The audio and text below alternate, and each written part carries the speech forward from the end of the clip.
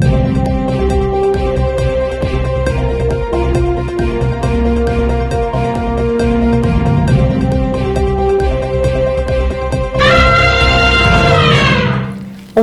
to the news on Enyimba TV. We are reaching you from the commercial city of Aba. First, the headlines. Ohanaeze President Iwanyanwo dies at 82. Federal government delays direct payment to LGs as AGF awaits Supreme Court's ruling details. Traditional rulers call for patience and shelving of demonstrations ahead of planned nationwide protests. Thank you for joining us on the news at this time. I am Mary Ihejirika. Now the news in details. Abia State chapter of the People's Democratic Party (PDP) says all available and necessary legal frameworks are being explored to vacate a recently restraining order slammed on the party over its forthcoming state congress. This is according to a statement by the Vice Chairman and Acting Publicity Secretary Abraham Ama, who called on members to remain calm as the party's legal department is taking appropriate and decisive actions to address the restraining order, which it also described as unjust. The party says the Congress will continue unabated in strict compliance with extant laws and in total adherence to the rule of law. The 476 megawatt capacity Aloji power plant in Abia State has not generated any electricity in the past 6 months. Aloji, owned by the Niger Delta Power Holding Company under the National Integrated Power Project, recorded a 0% plant availability factor in 2 consecutive quarters due to gas pressure issues. The availability factor of a plant is measured as a ratio of the maximum rated output of the plant declared by the operator available capacity relative to the maximum rated output specified by the manufacturer installed capacity. In a report by the Nigerian Electricity Regulatory Commission, the Aloji plant has remained dormant because available gas cannot be delivered to the plant at the pressure required for the turbines to operate. President Bola Tinubu has called for calm over the planned peaceful nationwide protests, while admitting he was part of protesters against dictatorship in the past. He said he did so peacefully. According to a statement by presidential spokesman Ajuri Ngalale, the president admitted that protests are part of democracy. The president, in another engagement at the presidential villa, also said those championing the cause of the protests have alternative passport and hold meetings virtually across the world. Traditional rulers are calling for calm over the planned nationwide protests to demonstrate against the prevailing economic hardship in Nigeria. The protest, which is billed to begin from August 1st, 2024, has garnered traction on social media, prompting a meeting between the traditional rulers and President Bola Tinubu at the presidential villa in Abuja on Thursday. Emir of Zazzau, Ahmed Bamili, said the country's leaders are worried about the planned protests, but called on our people to exercise patience and to listen to the words of wisdom. The Oni of Ife, Oba Adeye Eniton Ogunwusi, also followed a similar line but called for caution so the protests will not be hijacked. FCT Minister Wike has again warned against any planned demonstrations, saying the nation's capital is not available for any nationwide protest. Wike, former River State governor, stated this while addressing some FCT residents during an inspection tour in Saburi. According to the minister, organizing a protest won't solve the challenges currently bedeviling the nation, but rather a joint effort from every well-meaning Nigerian. Progressive Governors Forum (PGF) is pleading with Nigerians to shun the nationwide protests against hardship slated for the first week of August. The group's chairman and governor of Imo State, Hope Osadema, after a closed-door meeting of the governors, admitted that the policies of President Bola Tinubu's government had caused pains and economic hardship for the citizens. He expressed confidence that the issues will be resolved by the government. He added that it is unwise at this moment in the country for any demonstrations by any group. Department of State Services has warned against the planned nationwide protests against hardship in the country.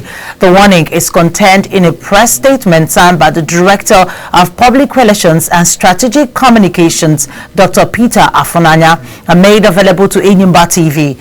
The agency said that it had already identified the sponsors of the planned protest and warned them not to proceed with it, as it is not in Nigeria's interest. The security outfit warned that it had intelligence that the planned protest would be hijacked by hoodlums to cause chaos and extreme violence in the country. Ahead of the planned nationwide protest over economic hardship in the country, the military has also warned organizers of the protest against any form of violence. Director of Defense Media Operations, Major General Edward Buba, at a press briefing in Abuja, warned that the military won't allow anarchy to befall Nigeria. He hinted that organizers of the planned protest intend to replicate the recent protest-turned-anarchy demonstration in the Eastern African country, Kenya. General Buba said although citizens have a right to ventilate their grievances, the military won't condone any form of violent gatherings or protests. Meanwhile, Trade Union Congress (TUC) has asked the Inspector General of Police (IGP) Kayode Egbetokun to provide security cover for the demonstrators. Briefing journalists in Abuja, the TUC President Festus Osifo said the police are mandated by the Police Act and the Constitution to provide adequate security for protesters. He said adequate protection is necessary to ensure that the planned protest is not hijacked by hoodlums. Attorney General of the Federation and Minister of Justice Lateef Fagbemi has cautioned security agents in the country against detaining suspects beyond the time allowed by law. The AGF, who spoke in Abuja at the yearly lecture of the Human Rights Writers Association of Nigeria, Huriwa, warned that any security agents found detaining suspects beyond the constitution-allowed period will be severely sanctioned. He specifically admonished security agents to always abide by provisions of Section 35 of the 1999 Constitution in relation to the rights of suspects in their custody. He said that law enforcement agents must be diligent before arresting anyone, adding that situations where people are languishing in detention cells beyond the time allowed under the Constitution or by order of the courts will no longer be tolerated. Federal government has not yet commenced direct payment of monthly allocations to Nigeria's 774 local government areas. Minister of Finance and Coordinating Minister of the Economy, Wale Edun, explained that the Supreme Court proceedings had not yet been communicated to the Attorney General of the Federation for proper study and implementation. Edun highlighted that the process is still in its early stages and further steps will be taken once the full details are available. He stated that a committee has been set up by the federal government to look at the practicability of the judgment. Senate Ad Hoc Committee investigating the importation of adulterated petroleum products is vowing to reveal the identity of people behind the importation as dangerous fuels circulate across the country. Chairperson of the committee, Yemi Bamidele, gave the assurance at a press briefing in Abuja. Mr. Bamidele, the Senate leader, said all the suppliers, importers, regulatory bodies and other entities involved in the exercise will be held accountable for their action. Also speaking, a committee member, Asoko Ekpeyong, said it would issue a warrant arrest through the Inspector General of Police on any of the involved parties who refuse to appear before it. 2 weeks after the Supreme Court granted financial autonomy to local governments, LGs, in Nigeria, the chairman of the Independent National Electoral Commission, INEC, Mahmood Yakubu, says the electoral umpire is capable of successfully conducting LG elections if saddled with the responsibility by law. The INEC chief made this known when he appeared before a joint National Assembly Committee on Electoral Matters to present the Ondo and Edo off-cycle elections budget. He, however, raised the question of funding for their by-elections in the country. State governments currently organize LG elections in their respective domains, with the ruling parties in states sweeping the chairmanship seats of all local councils, a development kicked against by opposition parties.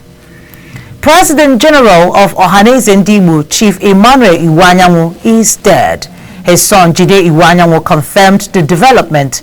According to his statement, Jide said the 82-year-old Iwanyanwo died after a brief illness.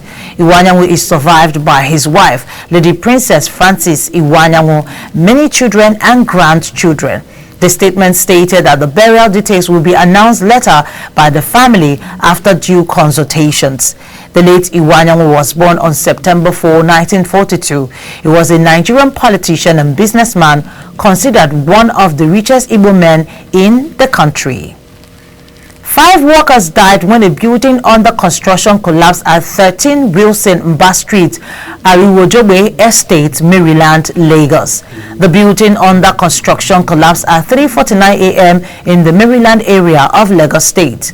Lagos State Emergency Management Agency, Lasima boss Olufemi Damilola Oke Osanyitolu, confirmed the development in a statement.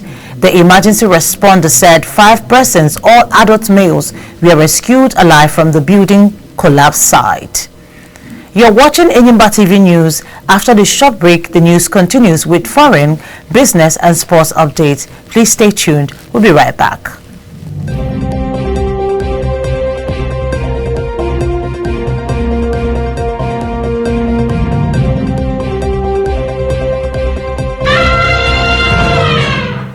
Welcome back and thanks for staying tuned. Now the news continues. We begin with foreign.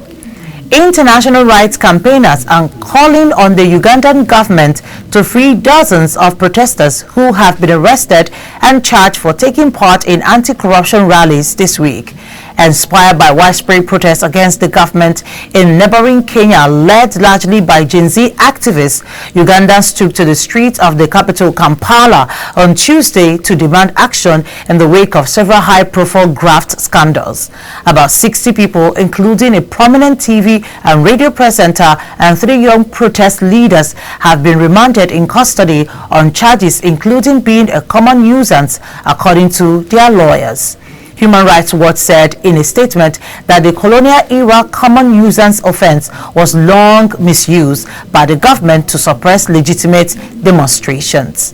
And on business, a few days after the founder of the Dangote Petroleum Refinery, Alhaji Aliko Dangote, alleged that some officials of the Nigerian National Petroleum Company Limited have blending plants in Malta, indications have emerged that Nigeria imported fuel worth $2.25 billion from the foreign country in 9 years. According to information on Trademark, Nigeria imported petroleum oils obtained from bituminous minerals worth $2.8 billion in 2023, jumping by a 342% increase from $47.5 million in 2013. It was observed that from 2017 to 2022, there was no fuel importation into Nigeria from Malta. However, there was a geometric leap in 2023 when the country imported fuel worth $2.08 billion. Some Nigerians believe Dangote might be right when he said some NNPC personnel own blending plants in Malta. And finally, from sports. Super Falcons began their campaign at the 2024 Paris Olympic Games on a shaky footing, losing 0-1 to Brazil in their first match. Nigeria came into game on the back of an impressive showing at the 2023 FIFA World Cup and an 8-game unbeaten run. They started the match well, missing a couple of chances to have taken the lead in the French city of Bordeaux. Despite running some changes and bringing in fresh legs to push for an equalizer, the Brazilians defended gallantly to deny the Super Falcons the leveler. Nigeria's next game is against world champions Spain. That match is on the 28th of July before the team take on Japan on the 31st.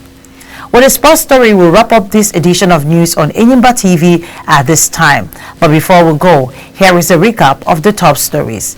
In the news, we told you Ohanaeze President Iwanyanwo has died at the age of 82. And we also told you that the federal government has delayed direct payment to LGs as AGF awaits Supreme Court's ruling details. And we also told you that traditional rulers have called for patience and shelving of demonstrations ahead of planned nationwide protests. That's a package of news for now. Please join us for more updates in our subsequent bulletins. Meanwhile, Don't forget to subscribe to this channel on YouTube. Click on the notification bell to receive alerts when new videos are uploaded. Thank you for watching. On behalf of the production team, I am Mary Ihejirika saying to have yourself an amazing day.